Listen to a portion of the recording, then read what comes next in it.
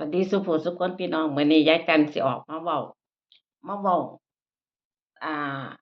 แรงบันดาลใจเนาะพี่น้องแรงบันดาลใจความสำเร็จของทุกคนเนาะจ้ะยายจันสิบ่เว้าเรื่องว่าอันอันรายได้อันอ่า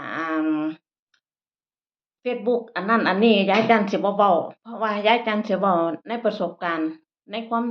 ในประสบการณ์ชีวิตของยายจันเองเนาะจ้ะยายจันสิเว้าให้ฟังพี่น้องเมื่อก่อนเนาะจ้ะอัน เฮาบ่มีอิหยังเนาะจ้ะเฮาบ่มีอิหยังพี่น้องยายจันขอเป็นกำลังใจให้ทุกคนที่ที่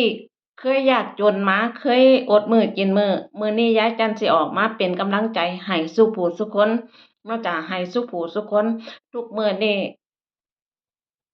มันมีสิทธิ์เท่าเทียมกันเนาะจ้ะมันมีสิทธิ์เท่าเทียมกันพี่น้องทุกมื้อนี้หากผู้ใดรู้จักทำงานหาเก็บเงินเก็บทองมันได้ซุอย่างซุแนวทุกคนนั่นแหละพี่น้องบ่ได้ว่าแต่ยายจันทร์บ่ได้ว่าแต่คนอื่นทุกคนจ้ะยายจันทร์ขอเป็นกำลังใจให้เมื่อก่อนเนาะจ้ะชีวิตยายจันทร์บ่มีอิหยังเลยเนาะจ้ะบ่มีอิหยังเนาะจ้ะพ่อแม่ก็ ฐานะก็ค่อนข้างจะยากจนเนาะพี่น้องแต่ว่าก็มีไร่มีนาเฮ็ดกินอยู่แต่เงินเรามันขาดแคลนคลอนแคลนเนาะพี่น้องอันนี้เว้าชีวิตจริงสู่กันฟังอ่าบัดนี้ยายจันเห็นเพิ่นมียายจันก็บ่ได้อิจฉาเด้อพี่น้องยายจันไม่เคยอิจฉาใครแต่ยายจันมองเพื่อนบ้านและมองคนทั่วๆไปว่าทำไมคือวาสนาเพิ่นดีแท้เนาะจ้ะ เป็นหยังวาสนาเพิ่นคือดีแท้เพิ่นคือมีทุกอย่างทุกแนวแท้เฮ็ดจั่งใดเฮาจั่งค่อยสิมีเฮ็ดจั่งใดยายจันทร์จั่งค่อยสิมีคือเพิ่นเนาะยายจันทร์บ่ได้คิดว่าอิจฉาบ่ได้คิดกะแนะกะแหนเด้อพี่น้องยายจันทร์มีตั้งแต่คิดคำเดียวว่าเฮ็ดจั่งใดจั่งค่อยสิมีคือเพิ่นเฮ็ดจั่งใดเออเฮาจั่งค่อยสิสมหวังเนาะจ้ะ เฮาบ่ได้คิดร้ายเนาะพี่น้องเฮาบ่ได้คิดร้ายมีเห็นผู้ใดมีเฮาก็ดีใจนำข้อยก็บอกตั้งแต่ใดแต่ไรข้อยก็เว้าตั้งแต่ใดแต่ไรว่าโอ๊ยจังแม่นสะออนเพิ่นเนาะจังแม่นสะออนเพิ่นได้ผัวฝรั่งจังแม่นเพิ่นได้ซื้อนั่นซื้อนี่ให้พ่อแม่เนาะเออเฮ็ดผู้ใดคือกันลูกหลานคือกันพี่น้องไปเฮ็ดงานอยู่ต่างจังหวัดอยู่ชลบุรีอยู่กรุงเทพเห็นเขาได้ซื้อรถซื้อบ้านยายจันมีแต่ยินดีนำยายจันบ่เคยอิจฉา ไม่เคยอิจฉาใครเลยไม่เคยกระแนะกระแหนด้วยมีแต่ยินดีด้วยเนาะจ้ะแต่พอยายจันทร์มีขึ้นมาทุกคนก็ว่ายายจันทร์อวดโม้อวดรวยอวดจั่งซั้นอวดจั่งซี้มันบ่แม่นอวดร่ำอวดรวยดอกพี่น้องยายจันทร์บ่ได้ว่าอวดรวยบ่ได้ว่าอิหยังดอกแต่ยายจันทร์บอกว่าชีวิตยายจันทร์ดีขึ้นมากๆดีขึ้นกว่าเดิมเนาะจ้ะดีขึ้นกว่าเก่า เป็นหยังชีวิตจั่งค่อยดีขึ้นเพราะว่ายายจันทร์ขยันเนาะจ้ะก็ไปเฮ็ดงานโรงงานไปเฮ็ดงานโรงงานอยู่ในบริษัทอยู่ในเมืองไทยมาข้อยก็เฮ็ดจนว่ามาพบกับผัวฝรั่งเนาะจ้ะจนมาเจอกับสามีฝรั่ง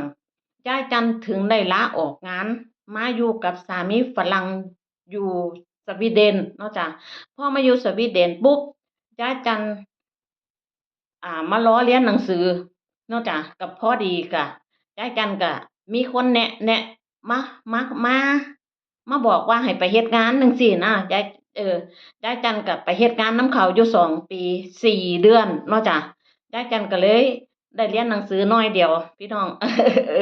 ยายจันก็เลยได้เรียนหนังสือน้อยเดียวแต่พอมาอยู่ที่นี่เจ้านายก็ข่มเหงเนาะจ้ะ คนงานนำกันก็ข่มเหงเนาะจ้ะอันนี้ฟังให้จบเด้อพี่น้องฟังให้จบอ่าถูกคนไทยนำกันเหยียดเหยี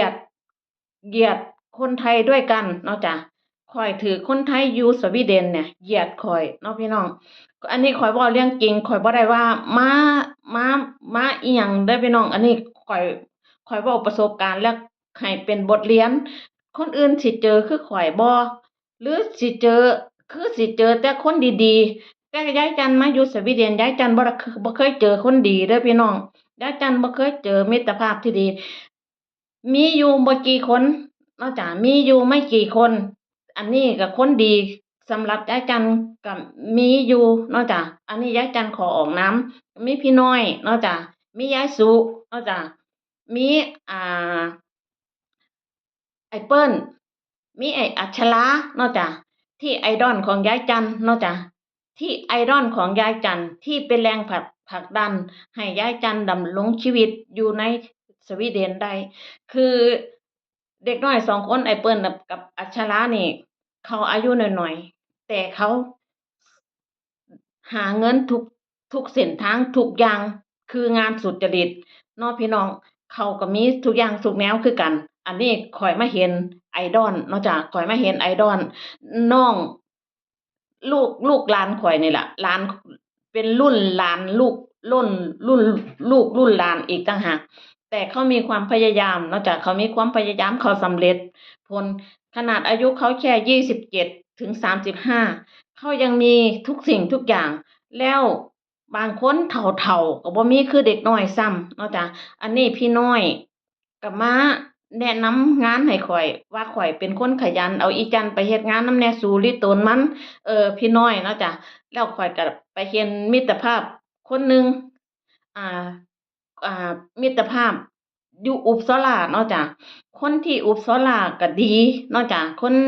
ที่ข้อยไปเฮ็ดงานอยู่นำอุปสราก็ดี ข้อยก็ไปกินไปนอนอยู่หั้นกับหมู่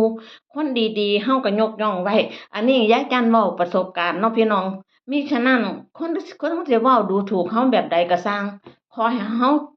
ขยันเนาะจ้ะขอให้เฮาขยันลบคำดูถูกให้ได้เนาะพี่น้องทุกมื้อนี้ยายจันก็ประสบผลสำเร็จในระดับหนึ่งแล้วพี่น้องก็ขอเป็นกำลังใจให้ซุผู้ซุคนเด้อจ้ะมื้อนี้ยายจันก็เฮ็ดคลิปยาวเออ ขอกราบขอบคุณทุกผู้ทุกคนที่ติดตามถ้าฮักยายจันฮักครอบครัวยายจันก็ติดตามเด้อจ้ะเด้อสิเฮ็ดให้เบิ่ง